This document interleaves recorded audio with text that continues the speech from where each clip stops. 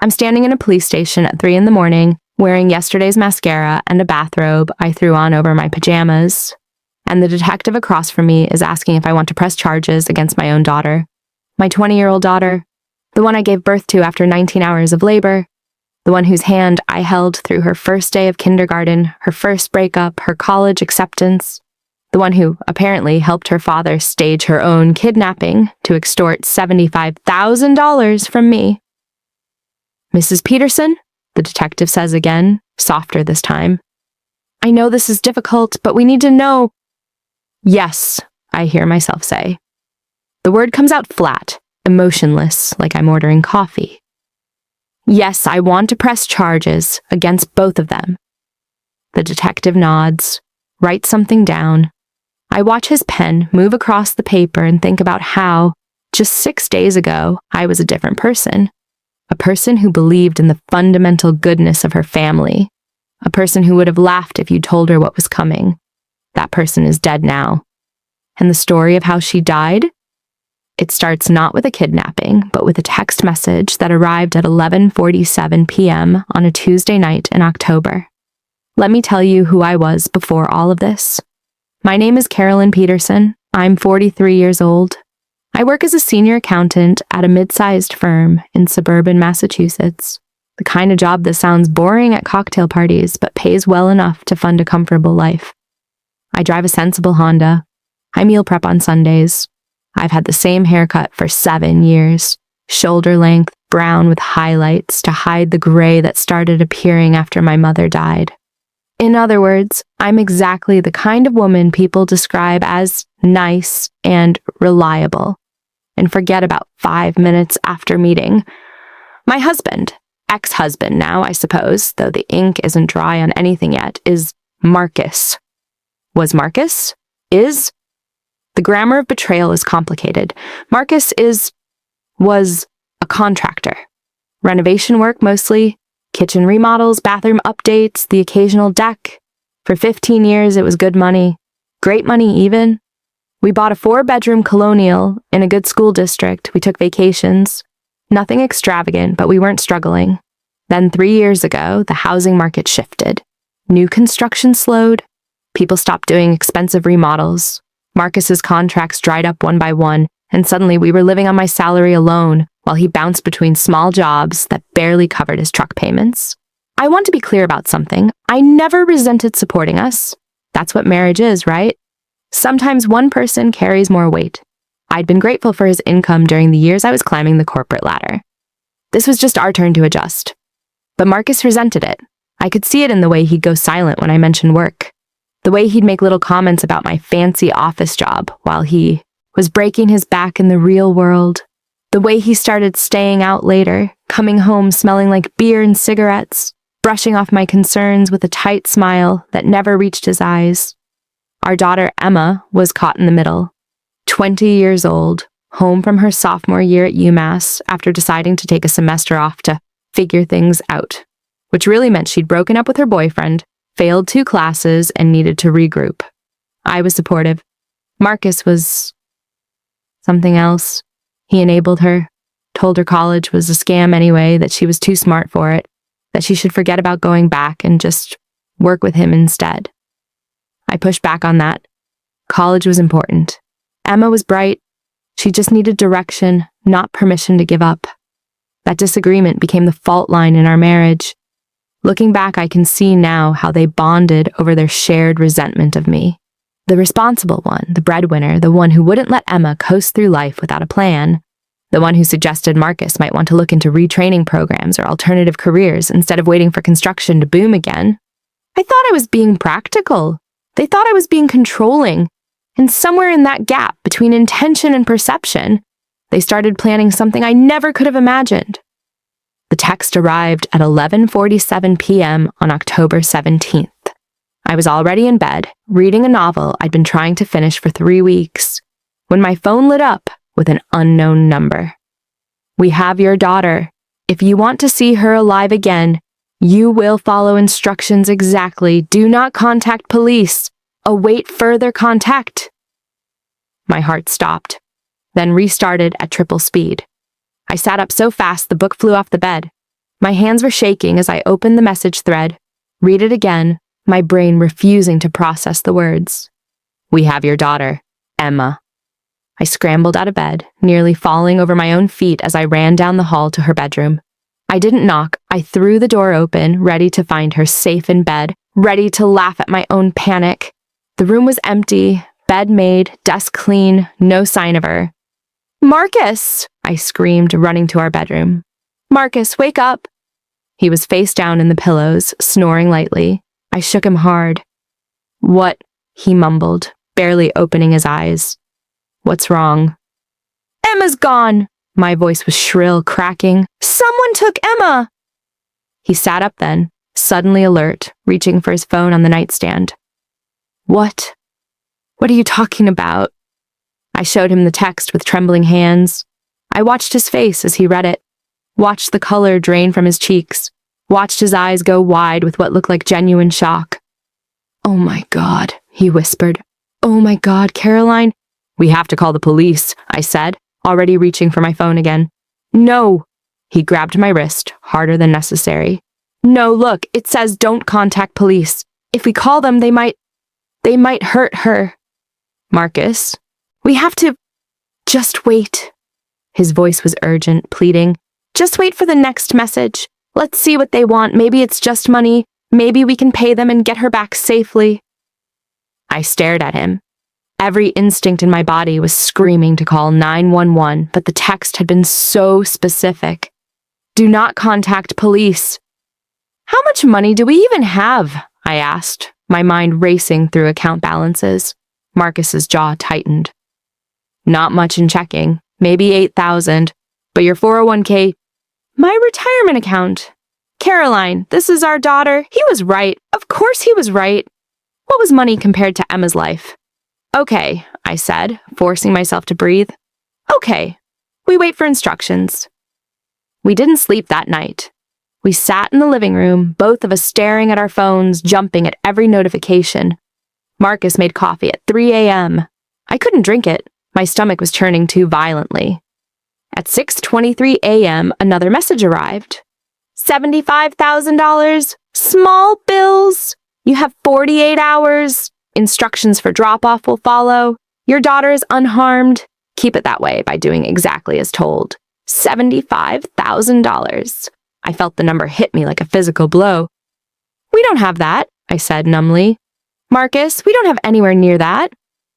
"Your 401k has over 200,000, he said immediately. Too immediately. I looked at him. "You want me to drain my retirement account?" "Do you want Emma back?" His voice was sharp, defensive. "What the hell else are we supposed to do?" He was right again. Of course he was right. But something felt wrong. I couldn't identify what it was. Just a small, nagging sensation at the base of my skull. Like when you walk into a room and forget why you came, but you know there was a reason. "I'll call the investment firm in the morning," I said quietly. "See how fast I can liquidate funds." Marcus nodded, then pulled me into a hug. I let him hold me, but the wrongness persisted. Maybe it was just shock, trauma, the impossibility of the situation, or maybe somewhere deep in my subconscious I already knew. The investment firm told me it would take 3 to 5 business days to process an early withdrawal from my 401k. There would be penalties, taxes. I'd lose nearly 30% of the value. I didn't care. I authorized the withdrawal, signed the electronic forms, and then I did something I hadn't told Marcus I was going to do. I called the police. Not 911. I was still too afraid of what the kidnappers might do if they found out. But I called the non-emergency line and asked to speak to someone about a hypothetical situation. That's how I met Detective Sarah Chen. She met me at a coffee shop 2 miles from my house, dressed in plain clothes, driving an unmarked car. Mid-40s, sharp eyes, the kind of person who made you feel simultaneously comforted and scrutinized. "Tell me everything," she said, pulling out a small notebook. I did. The text, Emma's empty room, Marcus's insistence we wait, the ransom demand. She listened without interrupting, occasionally writing notes, her expression neutral. When I finished, she was quiet for a long moment, then, Mrs. Peterson, I need to ask you some difficult questions. Okay. Is your marriage stable? I blinked. What? Your marriage to Marcus? Would you describe it as stable, happy? I mean, we've had stress lately, but what does that have to... Does your husband have financial problems? The question hit differently. I thought about the dried-up contracts, the late nights, the resentment simmering under every conversation. He's been struggling with work, I admitted. But he wouldn't... You can't possibly think... I'm not thinking anything yet, Detective Chen said calmly. I'm gathering information. Does Marcus have access to your financial accounts? We have a joint checking account, but my 401k is only in my name. How much is in the 401k? About 200,000. She wrote that down. And the ransom demand is 75,000. Yes. Approximately 1/3 of the total available funds. She looked up at me. Interesting number. Not so high that it's impossible, not so low that it seems suspicious. Just high enough to hurt significantly without completely bankrupting you. My mouth went dry. What are you saying?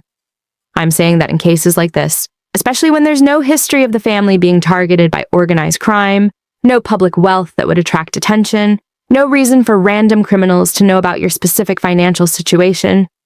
She paused, weighing her words. We often find that the kidnapping is staged. Staged by someone close to the victim, sometimes by the victim themselves. The coffee shop suddenly felt too hot, too bright. I could hear every conversation around us with crystalline clarity. Someone ordering a latte, someone laughing at their phone, someone complaining about traffic. You think Emma staged her own kidnapping, I said slowly. I think it's a possibility worth exploring. Has your daughter been having financial difficulties? She's 20. She doesn't have any money. She's living at home. Has she asked you for money recently? Has she been upset about anything? I thought about Emma's failed semester, her breakup, her frustration with my pressure about school. We've been arguing, I admitted, about her future. I want her to go back to college. She wants to take time off. Detective Chen nodded like this confirmed something. And your husband sides with her? Yes, he thinks I'm being too hard on her. Another nod. More notes. Mrs. Peterson, I want you to do something for me. I want you to go home and act completely normal. Don't tell your husband about this conversation. When you get the drop-off instructions, call me immediately. We'll set up surveillance. But what if she's really in danger? What if she's really been kidnapped by strangers? They're not going to hurt her before they get the money. That's not how this works. But if this is staged and we can prove it. She met my eyes. Then we can stop this before you lose $75,000 to people who are supposed to love you. I left that coffee shop feeling like I'd swallowed glass. The next 36 hours were the longest of my life. I went home and acted normal. Or tried to. Marcus was pacing the house, checking his phone every few minutes, jumping at every sound. He'd barely eaten. He looked genuinely distraught. I watched him and thought, is he acting? The question felt like betrayal. This was my husband, the man I'd spent 18 years of my life with, the father of my child. But Detective Chen's words kept echoing. We often find that the kidnapping is staged.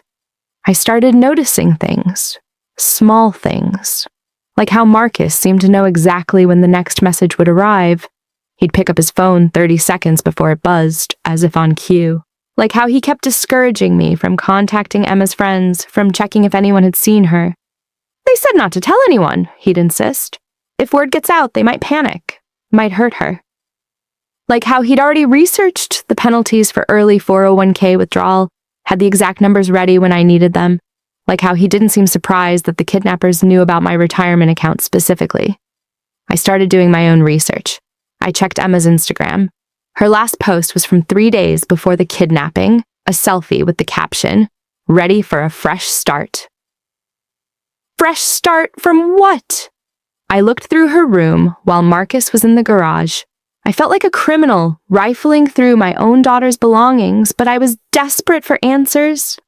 In her desk drawer, under a stack of old notebooks, I found something that made my blood run cold. A handwritten note, not addressed to anyone, just a list of numbers. Average 401k balance, 200k early withdrawal penalty, 20% net after tax, 160k. Ask for supper 75k, just under half. Split 37.5k each.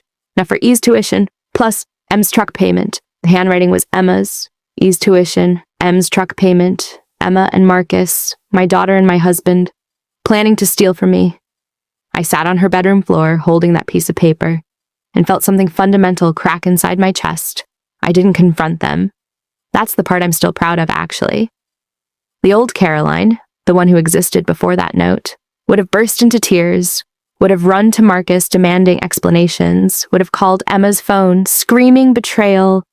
But something had crystallized in me when I saw my daughter's handwriting calculating how much of my retirement she and her father could steal. Something cold, something calculating.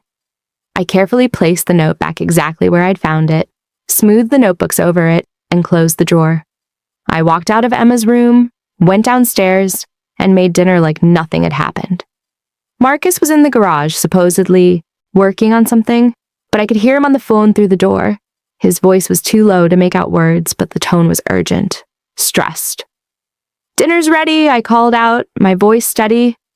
He emerged 5 minutes later, smelling like cigarette smoke. He'd quit smoking 8 years ago. Apparently stress had brought it back. Or guilt. We ate spaghetti in silence. I watched him push the food around his plate, barely eating. The performance of a worried father. "Still no word about the drop-off location?" I asked. He shook his head. "Any minute now, I'm sure." "The money should be ready tomorrow afternoon," I said. I called the investment firm. They're expediting it. Something flickered across his face. Relief? Anticipation? "That's good," he said. "That's really good, Carolyn." He reached across the table and squeezed my hand. I let him, even though my skin crawled at the touch. "We're going to get her back," he said, his voice thick with emotion. "I promise you, we're going to get our daughter back." Our daughter. The daughter who was calculating her split of the ransom money. I squeezed his hand back and smiled. "I know." After dinner, I excused myself to take a bath. Instead, I locked the bathroom door, turned on the shower for noise, and called Detective Chen. "I found evidence," I said quietly. "A note in Emma's handwriting. It's definitely staged." I heard her take a breath. "Can you photograph it?" "I will. But what happens now?" "Now we catch them in the act," she said. "When they send the drop-off instructions, we'll set up surveillance. We'll let the exchange happen, and then we'll arrest them with the money in hand. Conspiracy to commit fraud, extortion, theft by deception. They'll both be facing serious charges."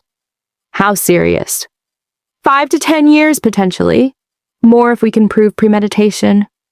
5 to 10 years. My daughter, my husband in prison. I sat down on the edge of the bathtub, suddenly lightheaded. "Mrs. Peterson, are you still there?" "I'm here," I whispered. They're my family. Even after everything, they're stealing from you," Detective Chen said, not unkindly. "They're traumatizing you. They're making you believe your daughter has been kidnapped, that she might be hurt or killed. Do you understand how psychologically damaging that is? They're torturing you for money." She was right. The last 36 hours had been hell. The fear, the sleeplessness, the constant nausea. The image of Emma hurt somewhere, scared, alone. And it had all been a lie. They'd put me through that deliberately. "Okay," I said. "What do I need to do?" The drop-off instructions came at 2:17 p.m. the next day. I was at work, sitting in a conference room, pretending to pay attention to a quarterly budget review, when my phone buzzed. Tomorrow night, 9 p.m., parking lot behind the old textile mill on Industrial Drive. Come alone. Leave money in a blue duffel bag on the bench near the south entrance. Walk away. Do not look back. You will receive proof of life within 2 hours. My hands didn't shake when I read it. I'd cried all the tears I had the night before. Now I was just cold, focused. I excused myself from the meeting and called Detective Chen from my car. "Industrial Drive Textile Mill, tomorrow at 9 p.m., I said. "Perfect. That location is actually ideal for us. Multiple vantage points, limited exits." We'll have undercover officers positioned hours before. You'll be wearing a wire. We'll have eyes on you the entire time. What about Emma? Where do you think she is? My guess? Hiding out at a friend's place or in a motel somewhere nearby. We'll track the pickup, see where they lead us. When they collect the money, we move in. And Marcus? We'll likely be watching from a distance to make sure you follow instructions. We'll have people on him too. I drove home in a daze. The streets looked different somehow, like I was seeing my neighborhood through glass. Everything familiar but unreachable. Marcus was waiting in the driveway when I pulled up. Did you get it? He asked before I'd even gotten out of the car. The money? I picked it up an hour ago, I said, which was true. $75,000 in cash, mostly 20s and 50s, now sitting in a blue duffel bag in my trunk. And I got the drop-off instructions. I showed him the text. He read it, and I watched his face carefully. He was good, I had to give him that. His expression showed nothing but concern and concentration. Industrial Drive, he muttered. That's on the edge of town, isolated. Do you think it's safe? I asked, playing my part. I don't know, he said, running a hand through his hair. I wish I could go with you. The text said to come alone. I know, but... He looked at me, and for a moment I saw something genuine in his eyes. Worry? Guilt? Caroline, I'm scared. What if something goes wrong? What if something goes wrong? What if I call the police? What if they get caught? What if their plan falls apart? Nothing will go wrong, I said firmly. I'll do exactly what they say, and we'll get Emma back. He pulled me into a hug. I stood rigid in his arms, smelling the cigarette smoke in his hair, feeling the tension in his shoulders. I love you, he whispered into my ear. I couldn't say it back. That night I couldn't sleep. Not from fear, from rage. I lay in bed next to Marcus, listening to him breathe, and imagined 1,000 different confrontations. Imagined screaming at him, throwing things, demanding to know how he could do this to me, to us. Imagined asking Emma how much my love was worth. If 18 years of sacrifice could be quantified, converted into cash, stuffed into a duffel bag. But I didn't do any of that. I lay still and quiet, and I waited. At 3 a.m., Marcus got up.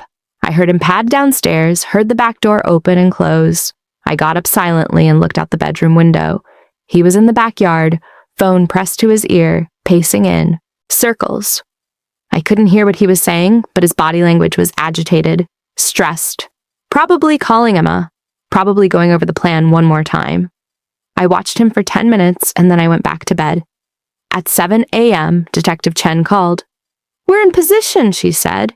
Tech team will be at your house at 4 p.m. to fit you with the wire. It'll be invisible under your clothes. When you get to the drop site, just act natural. Don't try to look for us. We'll be there. What if they... I paused, unsure how to phrase it. What if Marcus tries to stop me from going? Will he? I don't know. I don't know anything anymore.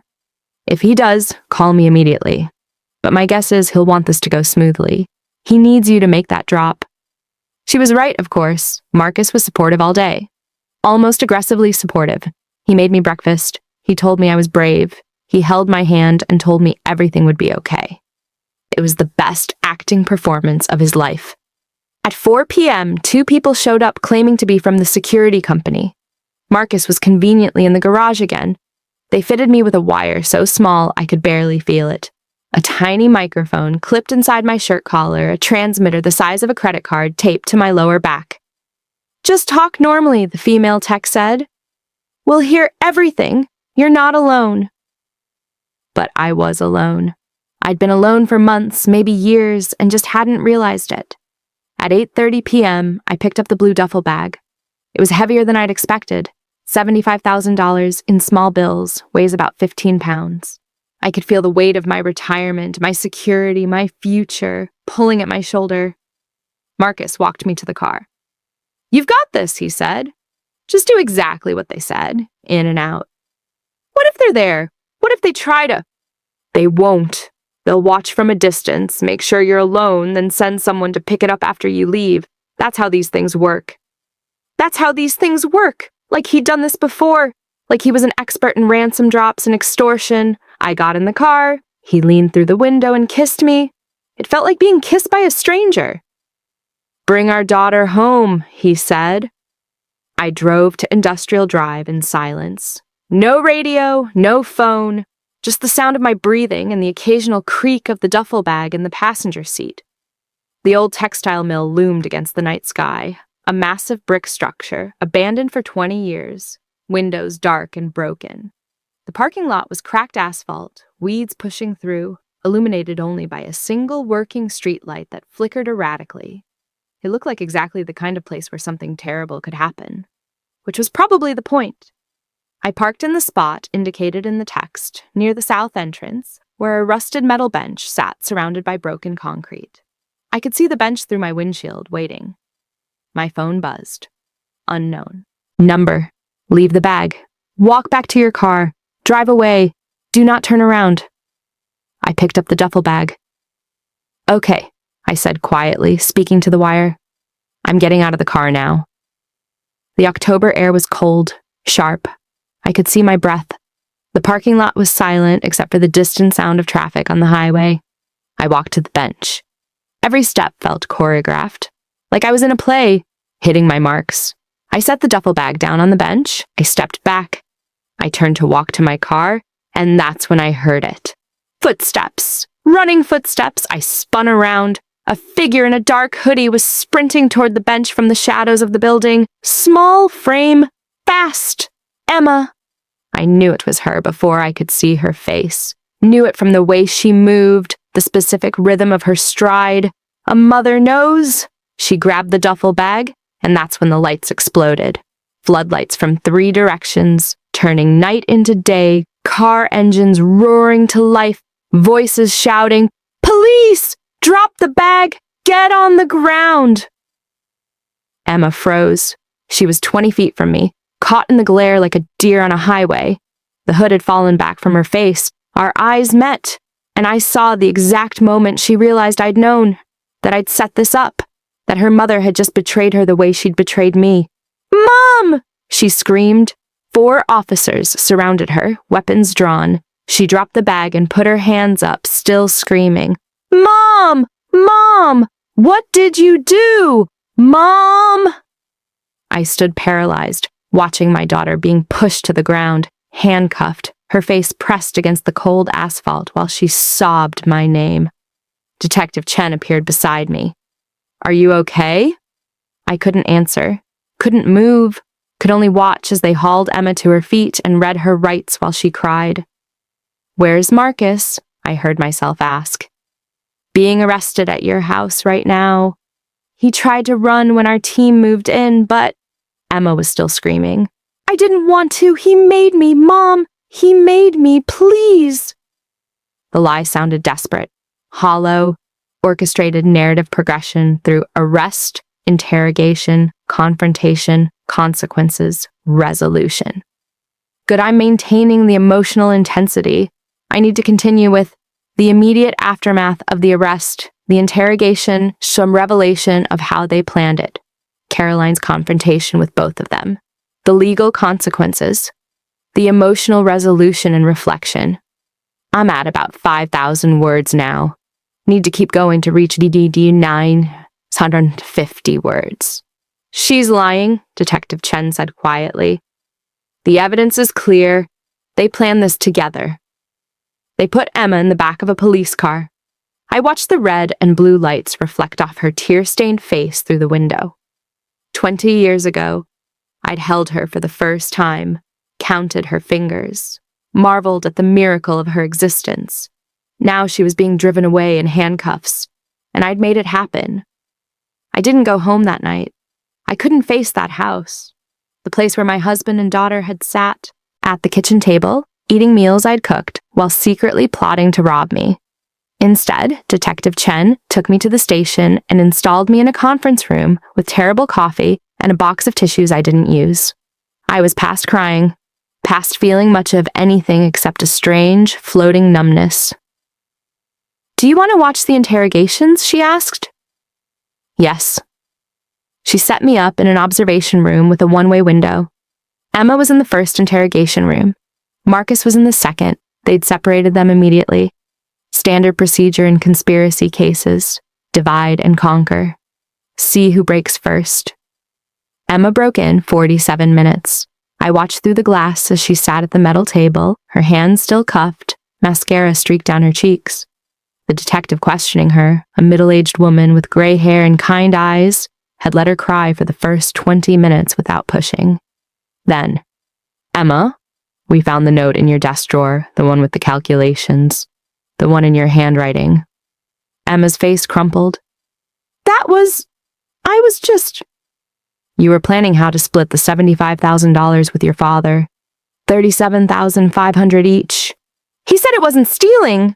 The words burst out of Emma like they'd been building pressure. He said Mom owed us. He said she'd been controlling us for years, and this was just taking what we deserved. I felt those words hit me like physical blows. What we deserved.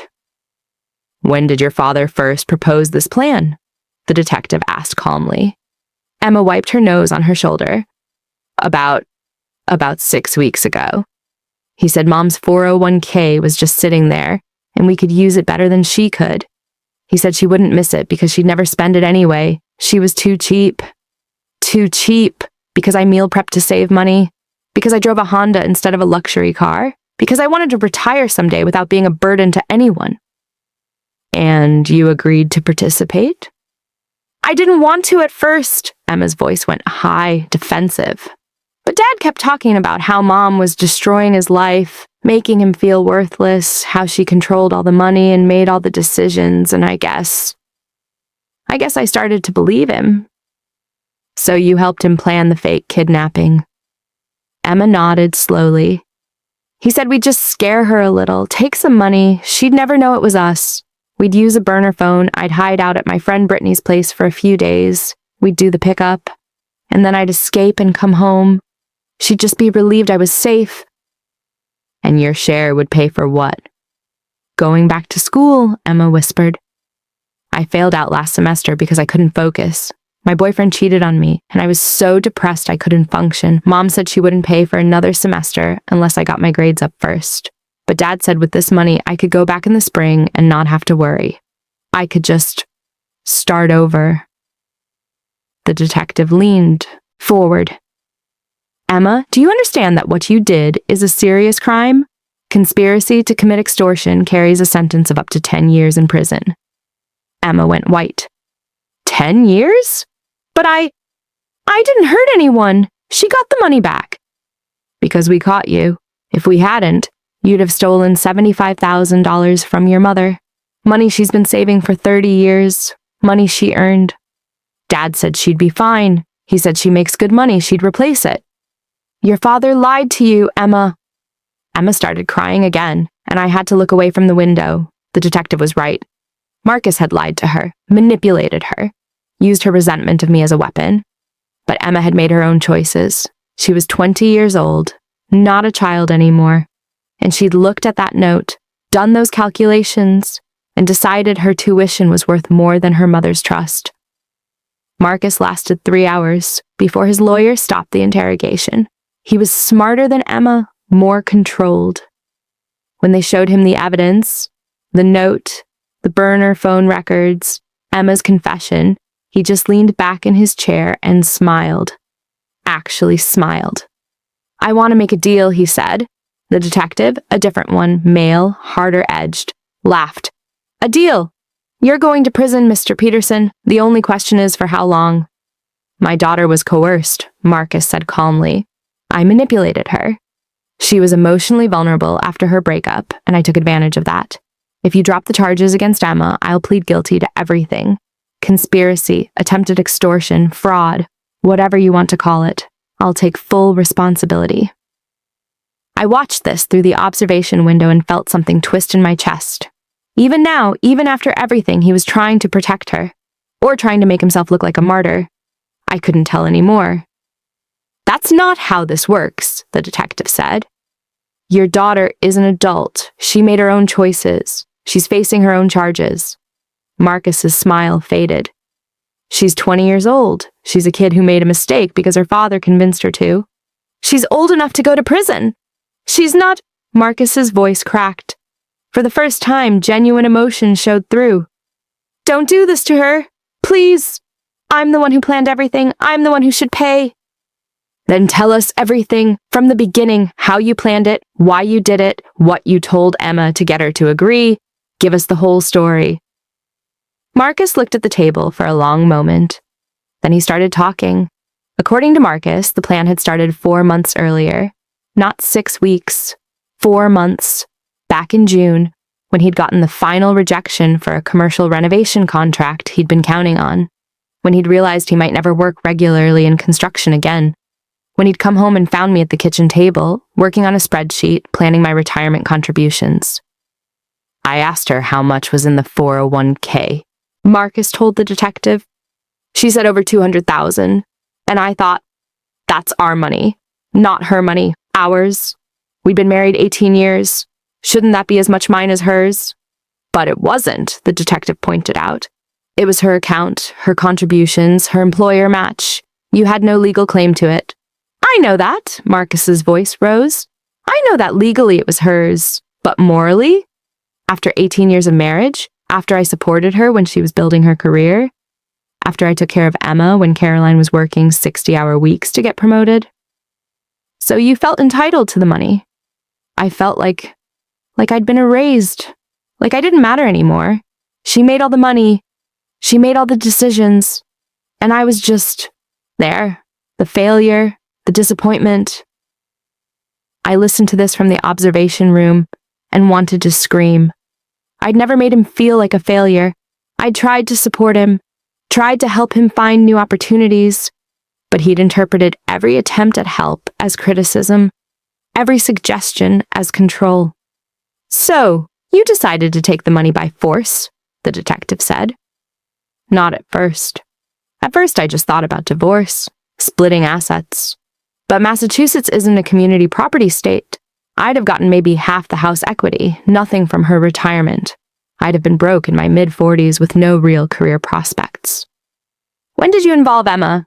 Marcus rubbed his face. "She came home from college in August after failing out.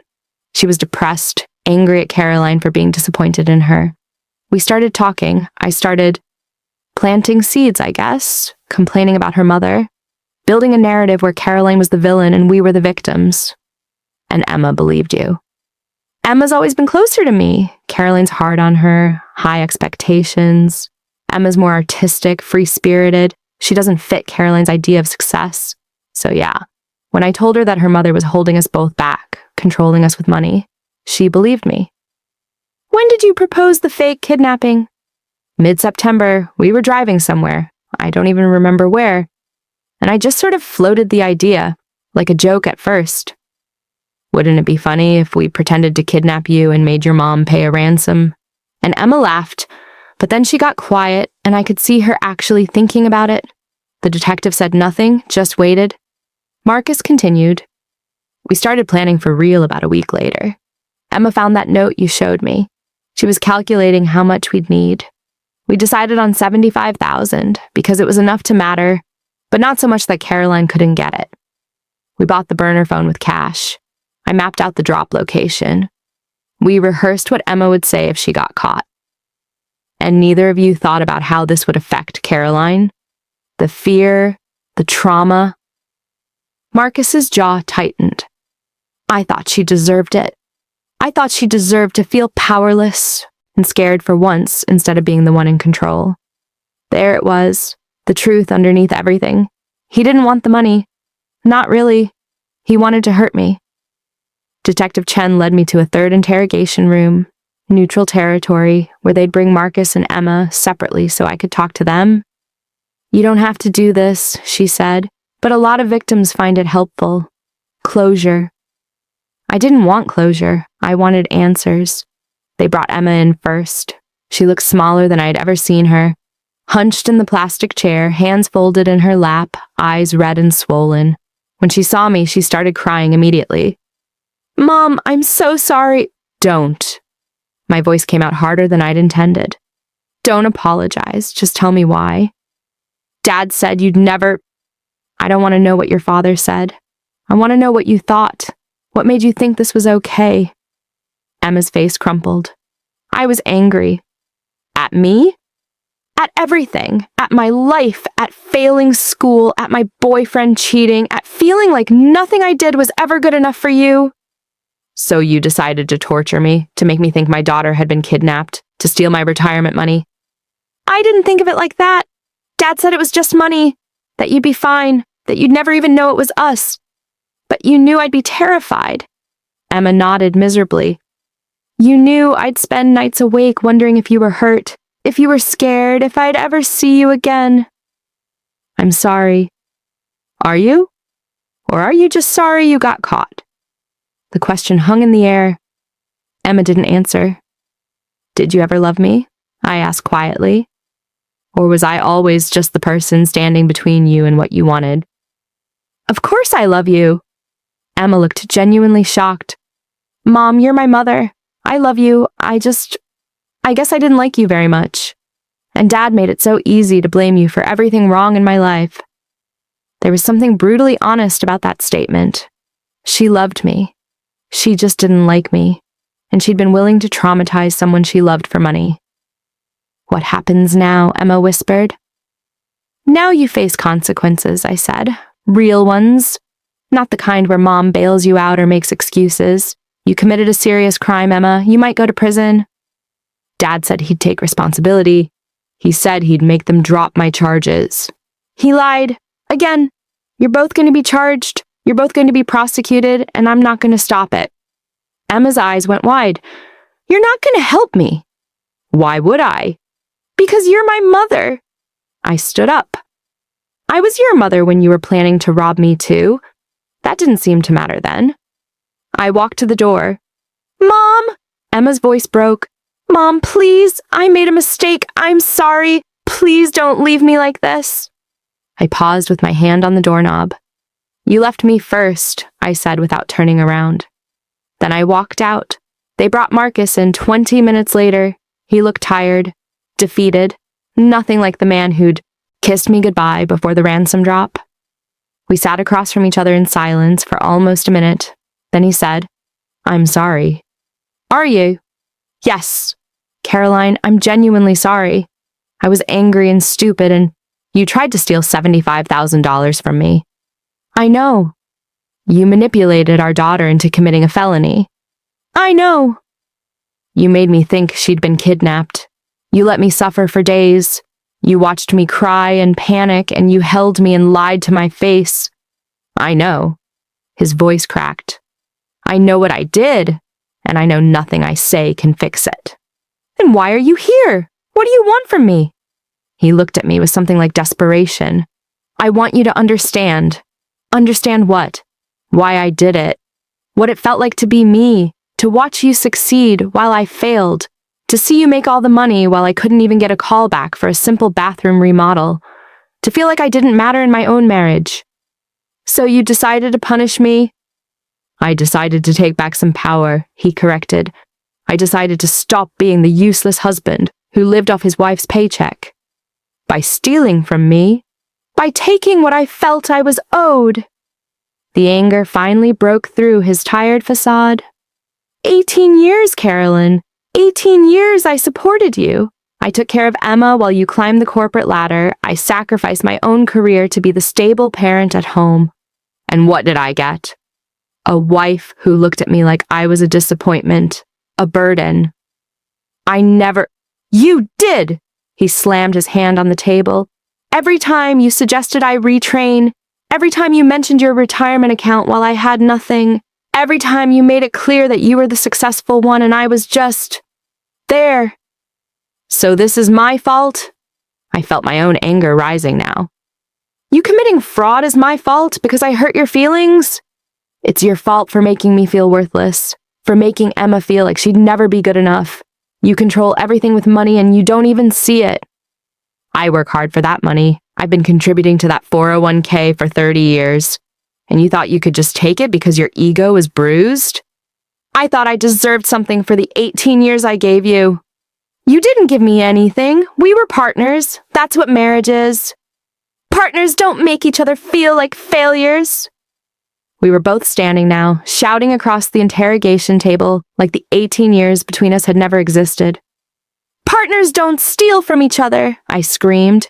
"Partners don't manipulate their children into committing crimes. Partners don't fake kidnappings. You're not a victim here, Marcus. You're a criminal. And you're a controlling bitch who destroyed her own family." The words hit me like ice water. I sat down slowly. Marcus sat too, breathing hard, his face flushed. The silence that followed felt eternal. "I want a divorce," I said quietly. "Obviously. And I'm not dropping the charges. Not against you, and not against Emma." His face went pale. "Caroline, please, Emma's just a kid. She was confused. I manipulated her. She's 20 years old. She made her own choices. She'll go to prison. Maybe. You'd really do that? Send your own daughter to prison?" I met his eyes. "You were willing to let me believe she'd been kidnapped, that she might be dead. So yes, Marcus, I'm willing to let her face the consequences of trying to rob me." He stared at me like he was seeing a stranger. Maybe he was. Maybe I was a stranger now. The old Caroline had died in that coffee shop with Detective Chen, and someone harder had taken her place. "I did love you," I said. "For a long time, I really did love you. But somewhere along the way, you turned me into your enemy, and then you convinced our daughter to be your enemy too. So no, I don't forgive you. And I'm not going to save either of you from the consequences." I stood up and walked to the door. "Caroline." I stopped. "I hope you're happy with your money," Marcus said bitterly, "since that's all you have left." I turned back to look at him one last time. "I'd rather have money than a husband and daughter who'd rob me," I said. Then I left. The trial lasted 2 weeks. Marcus pleaded guilty to conspiracy to commit extortion and fraud. He got 6 years. Emma's case was more complicated. Her lawyer argued she'd been manipulated by her father, that she was young and vulnerable, that she deserved leniency. The prosecutor argued she was an adult who'd made adult choices and deserved adult consequences. The jury convicted her on all counts. She got 3 years, with the possibility of parole after 18 months. I sat in the courtroom and watched my daughter cry as they read the verdict. Watched Marcus put his head in his hands. Watched the bailiff lead them both away. I felt nothing, or maybe I felt everything, and it all canceled out into numbness. The media had a field day with the story. Mother turns in husband and daughter in fake kidnapping plot. I became a minor celebrity for about 3 weeks. Some people called me brave. Others called me heartless. I didn't read the comments. I sold the house. Too many memories, too many ghosts. I moved into a small apartment across town. 1 bedroom, modern kitchen, big windows. I could afford it easily. My retirement account was intact. I went to therapy. Dr. Martinez, twice a week, working through what she called complex trauma and betrayal. She said it would take time to trust people again. I believed her. Emma sent me letters from prison, 3 of them so far. I haven't opened any. Marcus hasn't written at all. My coworkers treat me gently, like I'm made of glass. They don't ask about my family. They don't mention the trial. They just bring me coffee and change the subject when anything personal comes up. I appreciate it mostly. But sometimes I want to scream that I'm not fragile, that I'm the one who set the trap, that I'm the one who chose prosecution over family, that I'm stronger than anyone gives me credit for. I just don't have the energy. The reckoning. 6 months after the trial, I finally opened one of Emma's letters. I don't know why I chose that particular Tuesday evening, maybe because it was her birthday. She was 21 now, spending it in a state facility, wearing an orange jumpsuit, eating whatever they served in the cafeteria. I poured a glass of wine and sat at my kitchen table, the new one, not the one where we used to eat as a family, and opened the most recent envelope. Dear Mom, I don't know if you're reading this. You haven't responded to any of my other letters, so maybe you're just throwing them away. I wouldn't blame you. I've been in here for 4 months now. It's not as bad as I thought it would be. I have a cellmate named Rosa who's teaching me Spanish. I'm taking a creative writing class. I work in the library. My therapist here says I need to take responsibility for what I did instead of blaming Dad or you or my circumstances. She says I need to own my choices. So here's me owning it. I chose to help Dad plan the fake kidnapping. I chose to take the money. I chose to hurt you. I told myself I was just angry at you for being controlling, for having impossible standards, for making me feel like a failure. But the truth is, I was jealous. You had your life together and I didn't. You had money and success and stability and I had nothing. And instead of working to build my own life, I decided to tear yours down. That's who I was 6 months ago. I don't know who I am now. I'm trying to figure it out. Rosa says prison either breaks you or rebuilds you. I'm hoping for the second one. I know I don't deserve your forgiveness. I know I destroyed our relationship, but I want you to know that I'm sorry. Really genuinely sorry. Not sorry I got caught. Sorry for what I did. Sorry for the person I was. And I hope someday, even if you never want to see me again, you can at least think of me without hating me. I love you, Mom. Emma. I read the letter 3 times. Then I folded it carefully and put it back in the envelope.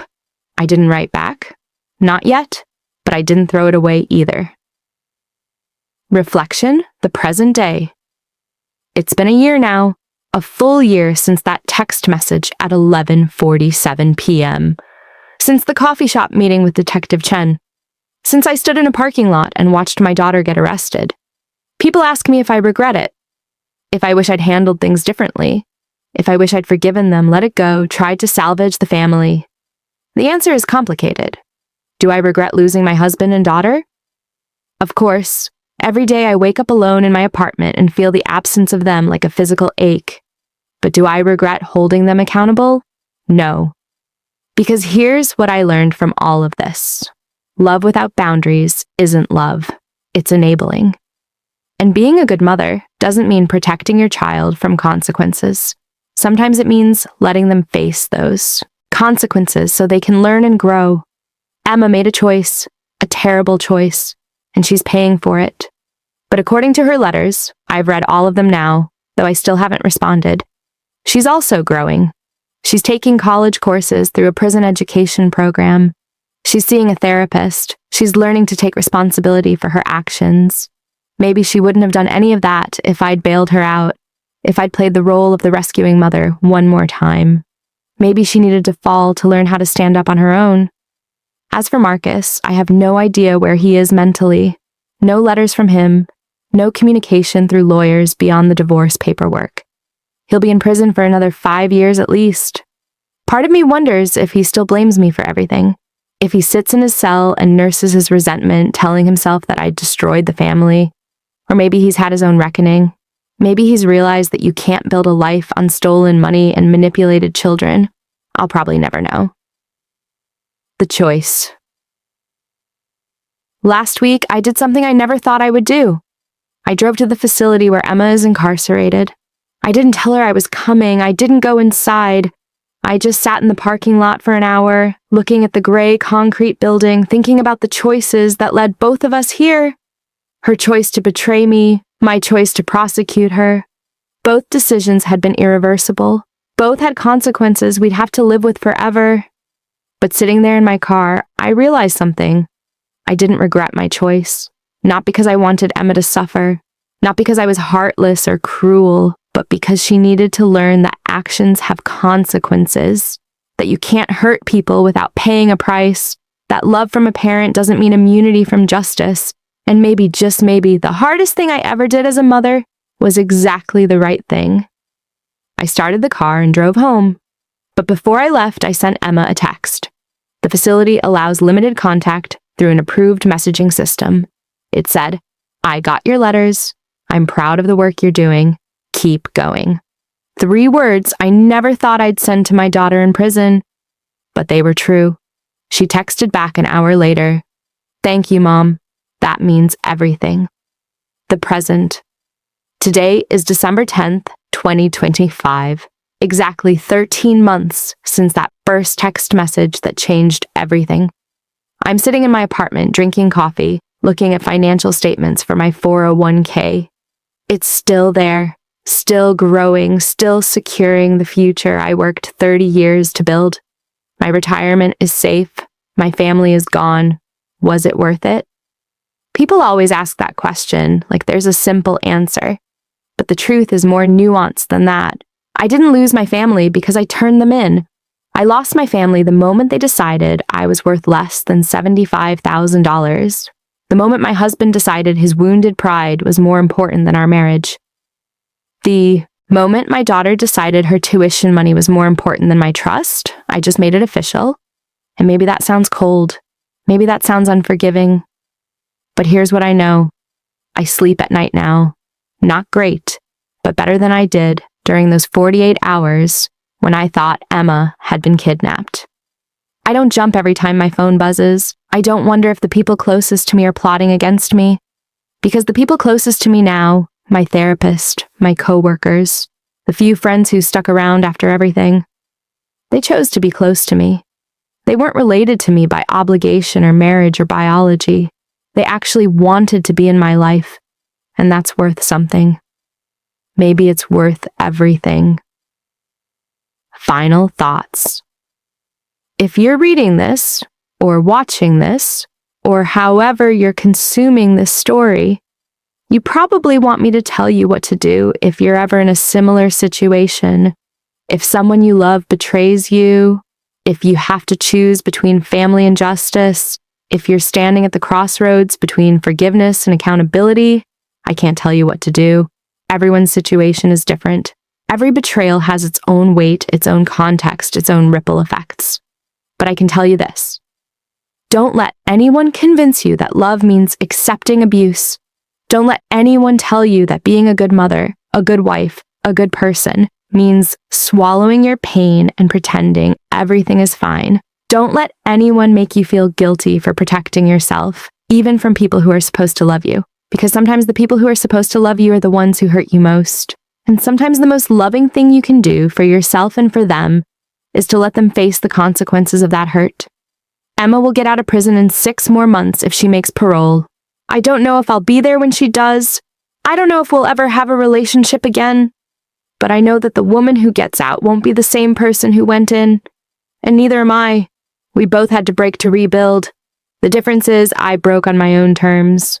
And maybe that's what survival looks like. Not pretty, not easy, not the ending you'd choose in a perfect world, but honest and real and mine.